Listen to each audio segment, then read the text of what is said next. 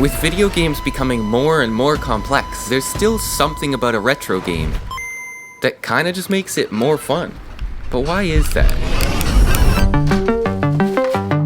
Oh, that is beautiful. Maybe it's the simplicity of physically plugging in a game, or pressing start and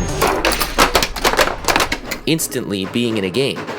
But no one really makes retro games anymore, and I want to change that. Yep, I'm gonna make my own game, but first I have to figure out the type of game, the theme, and the genre.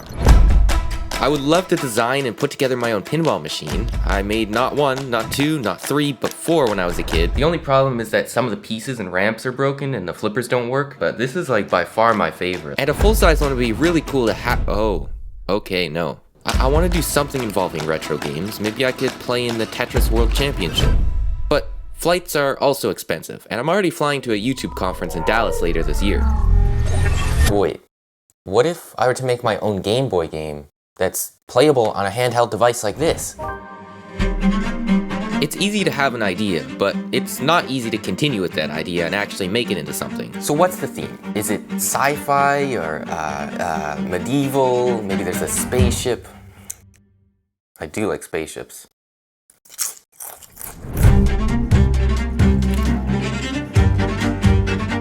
But then it hit me.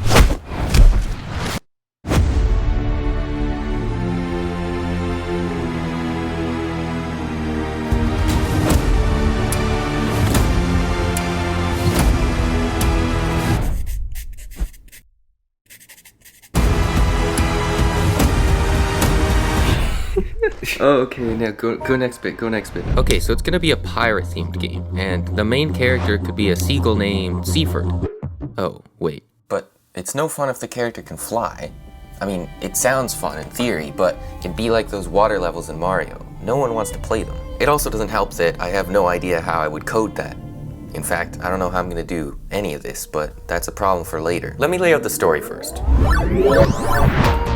So Seaford is a seagull that never learned how to fly, and he steals things for this monkey because the monkey promised that he could teach Seaford how to fly, or something like that. But just because I have a passable story arc for the game, that doesn't mean that the gameplay is going to be any good, so I think I need to do some research. Tetris has got to be one of my favorites just because of how competitive it can be, but Space Invaders, it's alright. But then of course you have the classics like Super Mario Bros. Simple, elegant, some would even say revolutionary. These games became my life. Every day, wake up, try and beat the high score on Tetris, and complete the original Super Mario. I'm on the last level of Super Mario, so I'm actually gonna beat it. It shouldn't take too long. Everyday objects became brightly colored pixelated blocks, and I couldn't tell the difference between imagination and reality. It was in that confusion that I had an epiphany. Imagine the visuals of a 2D platformer game like Mario, but mixed with a big open world map like Zelda. This genre is what you might call a Metroidvania nowadays, but I'm pretty sure that word originated from the Game Boy games Castlevania and Metroid Fusion. Yeah, that's the kind of game I want to make, but I gotta get to work on it because I know how long these things could take. Just to be clear, I've never coded anything before, and I have no prior experience designing video games, so I don't really know what I'm doing. But luckily, I know someone that does. How long does it take to start understanding how to think like a developer? You're probably not gonna like this answer, but it definitely took like a few months to get to that point. What are you using to like make your game? That is an excellent question. GB Studio, just from like this UI, it definitely looks a lot simpler. Yeah, it's very like drag and drop. Why is this guy filming in the middle of a tree? If you want to make a game really quickly, take your idea, make it like 2% of what you think. It's better to have something really small than have it incomplete. Yeah, well thanks for the advice. All right, see you. Oh, okay, he just left. Here's where things get complicated, or less complicated, depending on how you want to think about it. When the first Game Boy was released, it was limited by its tech and only allowed developers to use 4 specific shades of green, until 9 years later when the Game Boy Color was released. Escape to a world of color. It's called the Game Boy Color. But that's fine, right? I'll just make a Game Boy Color game. Well, although it's a color pixel version of the Game Boy, you're still limited to only 4 colors per sprite, so making sprites is going to be a bit tough. But luckily there's this little website called Google where you can look up a bunch of copyright-free images and throw them into your project to save time. Okay, I didn't do that for everything, but, well, I'm not an artist. I can edit videos, but I can't draw, and I'm on a bit of a time limit. Right, the time limit. It's time for a plot twist. You ready? Look, it's no secret that I like to make videos, and I also happen to love retro games. So you put 2 and 2 together and then you get this. But as I'm starting to work on this game, I'm realizing just how much of a time commitment it is. I would spend months working on this game if I could, but I can't. At the end of the day, my passion is in making videos. I'm actually going to a YouTube conference at the beginning of the next month to meet other people that also have the passion for making videos. But this retro game has to be done before that, in a state where you can actually walk around inside the game and everything works as intended. I tested out the sprite and everything looks to be working well. I just need to build out the environment so you're not just running around in empty space. This program I'm using, GB Studio, it works by basically taking a PNG image as a background and then you just draw on top of it for all the walls and floors and stuff, and adding things that happen when the player moves onto a trigger. I'm having a lot of fun just designing all the maps by placing like different tiles around and working with the extreme limitations of 90s tech, but when it comes to like scripting stuff out, I'm not a big fan. I made a few different rooms so far that are all going to end up connecting, but now I'm working on animations and like how the character is going to look when it jumps. If you want him to jump, you just make one frame like with the wing slightly up, and then the next frame is the wing is even more slightly up. And it's really similar to like what I've done before with Lego stop motion. So now everything looks perfect, and it works well too. Oh.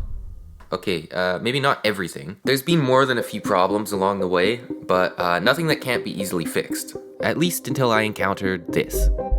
No, why is it not going? When I try and like get it to go so I can test it, it's not working. The code is like corrupt or something. I don't know what to do here. Yeah, that sucks. I hate having to redo things or starting again from the beginning, but there's nothing else I can do.